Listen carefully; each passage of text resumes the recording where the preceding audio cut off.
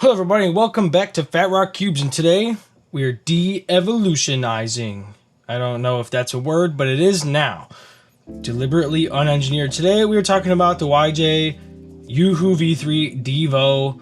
As you can see on the box here, they de-evolutionize this. Maglev gone, dual adjustment gone, boring box gone, spring check, lightweight check, and black side check. The box does look pretty sick. Not gonna lie. Alright, then we'll take the top off here. Steven, LBL, Pedro, TheCubicle, people who are kind of like involved in the making of this. And then you have the cube itself. Inside, there's also like a little pamphlet, but nothing crazy. Pretty chill, but pretty cool box. I like that the box is minimalistic, like the cube's in there. The cube comes plastic wrapped and like a little baggie. Other than that, nothing crazy. Super simple packaging. I love that. Then we have the cube. Now, unfortunately, since I've had it, my logo has actually worn off a little bit. I do be having a second one. It does come with the Cubicle wireframe logo on it. This one has worn off as I've done a bunch of sols, but that is a little complaint that I will address about this cube when I go over the couple complaints that I do have. But first, I just want to go over again like what they did. So basically, there are a couple different versions of this cube. First, we got this one. This is your standard V3 magnetic. It just comes with like the adjustment system. Nothing crazy. It's pretty chill, little Megaminx. Then we got this one. They gave us the ball core and maglev version. This is a heavy puzzle, but it has all of the tricks, all of the things in it that you would want. It's fine. It's not amazing. And then the Pro Shop and LBL and the Cubicle, all of them give us this. This is the Devo. So this is the exact same thing, except they've stripped pretty much everything out of it. And it's pretty good. And the reason that I like it over the other two is because it is faster, it is lighter, and I can just get better times on it. Like, I just perform better on this cube compared to the other two.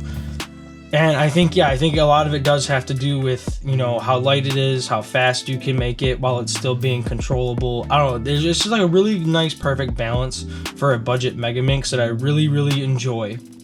And we can talk about pricing for a second. You know, the regular version is $17.99. The ball core version is $21.99. And the Devo is also $21.99. And although it doesn't quite make sense that the price actually is the same for the broken down de-evolutionized version as it is for the souped up version with everything in it. But honestly, guys, it's like $2-3. It really doesn't make a difference. So yeah, that being said though, I do have just two complaints about this puzzle that I'd like to address. One, we already kind of touched on it. The logo wearing off was kind of disappointed. I actually really enjoyed that the Cubicle logo actually came printed on the puzzle already out of the box.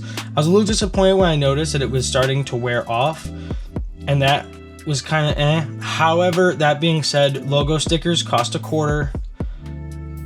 I'm not too concerned about it. I will just slap another Cubicle logo on there once it finishes wearing down. I'm not too worried about it. The other complaint that I have, and this is something that I think could have been done slightly better, the black side is what bothers me, because the replacement parts kit only comes in black. So if I want a gray side, I have to buy an entire new puzzle. You'd have to buy one of the other versions to get the gray parts. And so although I'm pretty sure black is more popular for somebody like me who uses gray, if I didn't already have other versions of this puzzle, I'd have to go out and buy a whole new puzzle just to swap this, which effectively doubles the cost of the puzzle. And at that point, you're almost getting close to like, screw it, just buy a GAN Megaminx range. And that is where I'm just kind of like, I think if they would have made this with the gray, at least then if I wanted to spend $3 extra instead of $20 extra to get the parts that I need, that would have been a little bit better. That's my biggest gripe, but it's not like a super big issue unless you really want gray that bad. I think this is a wonderful puzzle. I think that those couple things could have been done a little bit better. One of them is absolutely nobody's fault except for the manufacturer, and that manufacturer tends to have a history of odd issues.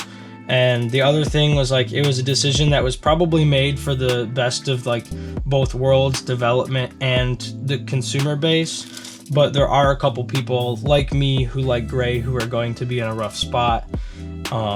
And that kind of just is what it is. And that's something that I kind of noticed, and I was like, ugh, whatever. But you guys know what time it is. I suck at Megaminx, so you're going to get one solve out of me today so you can see how this cube performs. I will see you guys in the next video. Peace out.